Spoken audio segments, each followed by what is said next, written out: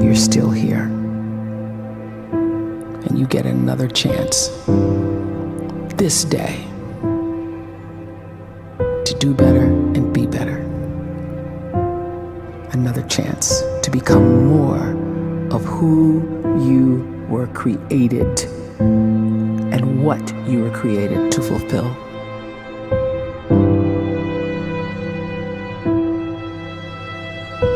Everyone in the world is capable of living outside the role or beyond the roles that they place themselves in, no matter what it is. You're not just a dad, you're not just a banker, you're not just a brother or a son or a convict. It doesn't matter. Like, everyone is bigger, much bigger, infinitely bigger than the roles they place themselves in, and is capable of reaching potential greater than anything they could imagine.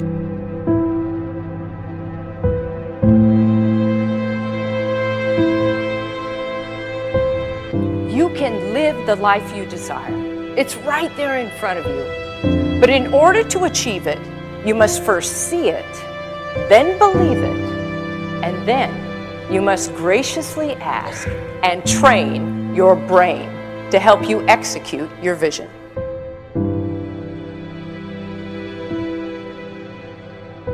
So when you start to focus and you delete distraction from your life, and you start to get seriously invested in doing one thing staggeringly well, and you practice that one thing over and over, a term to think about is mundanity. You do one simple, seemingly insignificant thing every day around your main skill, and it's very mundane, but small daily improvements over time lead to world-class results. Well, here's what happens in your brain. You start to isolate a single neurocircuit around that skill, and that starts to trigger a certain type of brain cell called an oligodendrocyte, which then releases myelin. Myelin is a fatty tissue that starts to wrap around that single neurocircuit related to that main skill you've been practicing.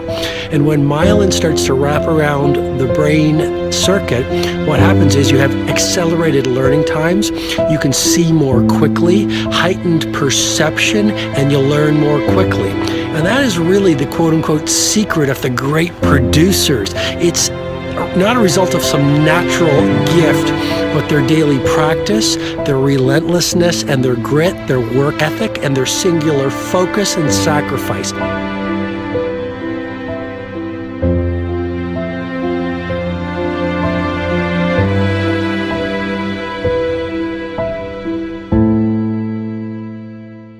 A great life is built not by revolution.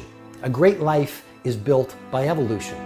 Small and steady wins the race. What you do every day is far more important than what you do once every decade. I want you to really think about that idea. What you do every day is simply your life in miniature. And as you live every single day, so you're crafting your life. What you do over the next hours is really building your future. And if you can just get every single pocket of 24 hours right as best as we humanly can, the rest of our life is going to take care of itself. So small wins matter. The scripture says we will eat the fruit of our words. You are planting seeds when you talk. At some point, you're going to eat that fruit. My challenge is make sure you're planting the right kind of seeds. If you want apples, you have to sow apple seeds. If you want oranges, you can't plant cactus seeds, poison ivy seeds, mushroom seeds. You're going to reap fruit from the exact seeds that you've been sowing. In other words, you can't talk negative and expect to live a positive life. You can't talk defeat and expect to have victory. You can't talk lack, not enough, can't afford it, never get ahead, and expect to have abundance. If you have a poor mouth, you're going to have a poor life. If you don't like what you're seeing, start sowing some different seeds.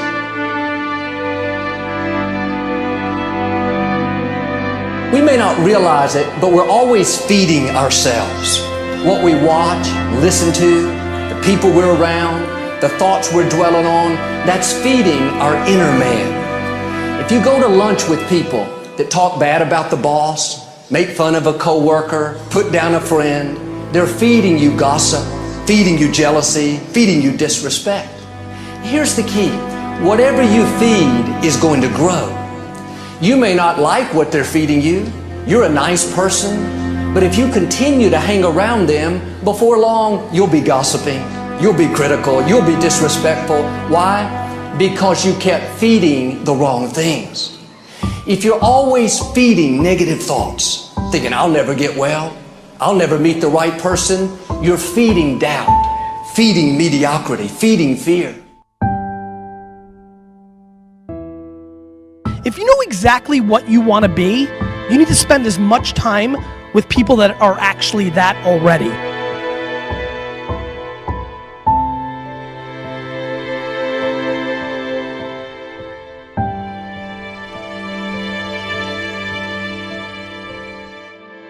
You cannot let a fear of failure, or a fear of comparison, or a fear of judgment stop you from doing what's going to make you great. You cannot succeed without this risk of failure. You cannot have a voice without the risk of criticism. And you cannot love without the risk of loss. You must go out and you must take these risks.